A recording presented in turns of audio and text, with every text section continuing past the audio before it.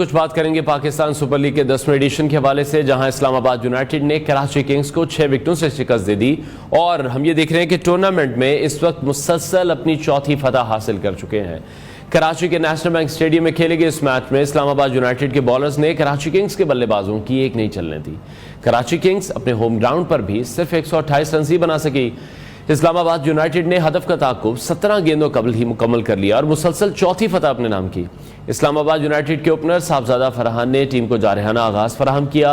इसके अलावा Colin Munro और दीगर बल्लेबाजों की जानिब से गैर मुतवक्के इनिंग्स ने उन्हें सख्त चैलेंजेस का सामना करना पड़ा। शादाब खान ने 47 रन के साथ टीम की क़यादत की। मोहम्मद अवाज ने 8 रन पर नाकाबिल शिकस्त रहकर अपनी टीम को फतह दिलवाई। कराची किंग्स की जानिब से देखें तो हसन अली और मोहम्मद नबी ने एक एक विकेट हासिल की, लेकिन उनकी कारकर्दगी इस मैच में कामयाबी के लिए नाकाफी साबित हुई। कराची किंग्स की बैटिंग लाइन में डेविड वार्नर की अगर बात करें या जेम्स विंस की बात करें तो ये बहुत इंपॉर्टेंट खिलाड़ी हैं, लेकिन ये नहीं चल पाए और उनकी टीम को मुश्किलात का फिर सामना करना पड़ा। टीम सिर्फ 128 रन तक ही महदूद रही। इस्लामाबाद यूनाइटेड के जो बॉलर्स हैं, जिनमें नसीम शाह हैं, जेसन होल्डर हैं, शादाब खान हैं, तीनों ने ज़बरदस्त बॉलिंग की, 2-2 विकेटें हासिल की, जिससे कराची किंग्स की जो बैटिंग लाइन है वो हमें काफ़ी बिखरी हुई नजर आई। इसी हवाले से मजीद बात करेंगे। स्पोर्ट्स एनालिस्ट इरफान ज़ही ने ज्वाइन किया। इरफान, बहुत शुक्रिया हमें शो में ज्वाइन करने के लिए। इस्लामाबाद यूनाइटेड की इस मुसलसल चौथी फतह को आप किस तरह से देख रहे हैं? उनकी टीम की कारकर्दगी पर, कैप्टनसी पर, ओवरऑल कॉम्बिनेशन पर आपका क्या एनालिसिस है? देखिए, इसमें अगर हम ओवरऑल सम अप करें तो जितनी भी टीम आपको नजर आ रही है उन सबसे बेहतर इस्लामाबाद यूनाइटेड है जी। कई फैक्टर्स हैं। सबसे बड़ा फैक्टर ये है कि उनका कप्तान बड़ा तकड़ा है। मैं हमेशा कोई लास्ट 4-5 मंथ से एक बात कर रहा हूँ कि जितने भी आपके ये 6-7 कप्तान हैं, इसमें बाबर भी आता है, रिजवान भी है, शादाब है, फिर इसी तरह मोहम्मद रिजवान की बात करते हैं या सलमान अली आगा को भी आप इंक्लूड कर सकते हैं। तो ये 6-7 का जो पूल है पाकिस्तानी प्लेयर में से या कप्तानों में से जी, जो मॉडर्न डे क्रिकेट खेल रहा है सिर्फ शादाब है।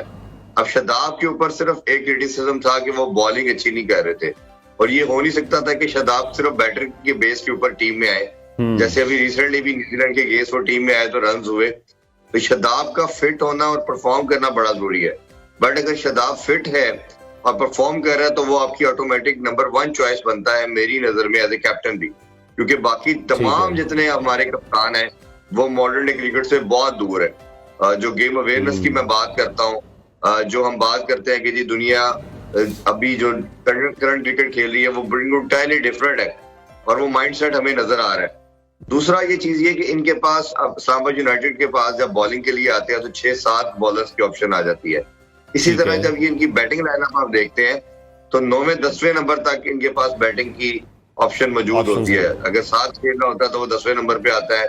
जैसे नवाज अब आए हैं, ये डगआउट में थे। हैदर अली पहले 2-3 मैच नहीं खेले, वो आए हैं तो उन्होंने एक मैच पूरा सिंगल हैंडली जिताया। तो होल्डर इनके 7वें नंबर पे आते हैं। तो इंटायरली अगर आप देखेंगे पूरे स्क्वाड को तो जबरदस्त है।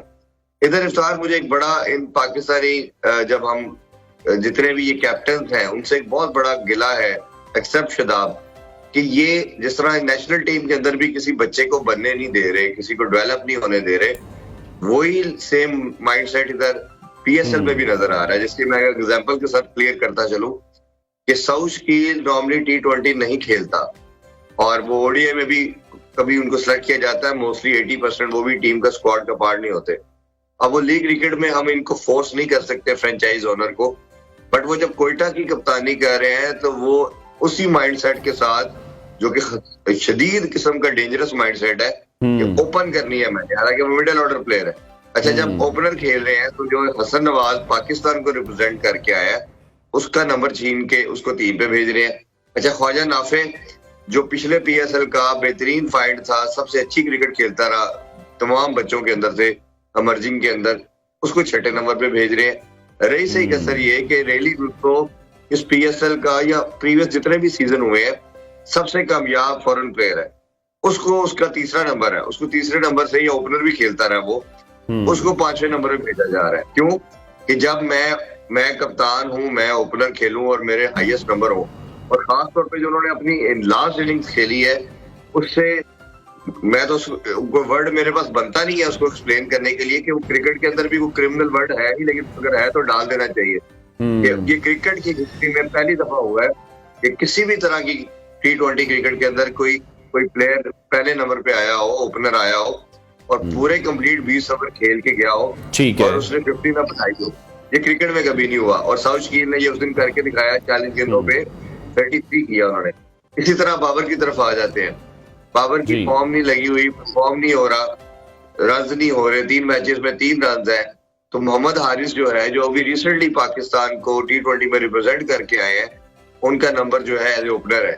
अब वो क्योंकि बाबर नीचे जाने को तैयार नहीं है, मैं कप्तान हूं, मैंने ऊपर खेलना है, वो 4 पे है। इसी तरह रिजवान के लिए भी जाता है।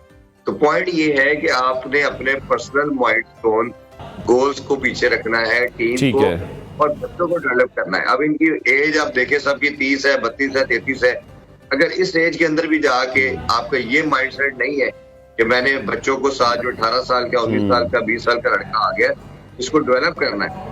यही प्रॉब्लम हमने इंटरनेशनल टीम में भी देखा। इन लड़कों ने किया, इन सीनियर प्रोज ने किया, अभी लीग के अंदर भी उसी माइंडसेट से इरफान, बिल्कुल ये जो प्रॉब्लम्स आप जिन प्रॉब्लम्स का आप जिक्र कर रहे हैं, ये हम देख रहे हैं कि जब नेशनल टीम में भी ये प्लेयर्स खेल रहे हैं, वहां पर भी हमें दिखाई दे रहे हैं। अब जो लीग क्रिकेट हो रही है उसमें भी ये प्रॉब्लम दिखाई दे रहे हैं।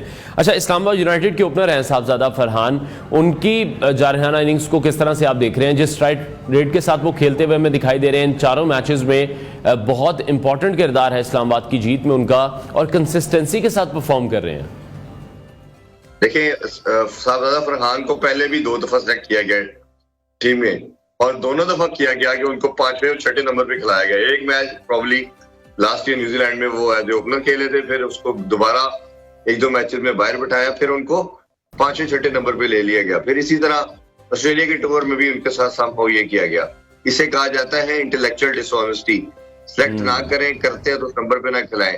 जो उनकी रिसेंट फॉर्म है, ये वर्ल्ड रिकॉर्ड बना डाला उन्होंने कि 1 मंथ के अंदर 4 सेंचुरी हो गई है। 3 उन्होंने डोमेस्टिक T20 के अंदर बनाई है, नेशनल T20 कप के अंदर, और अभी एक PSL के अंदर।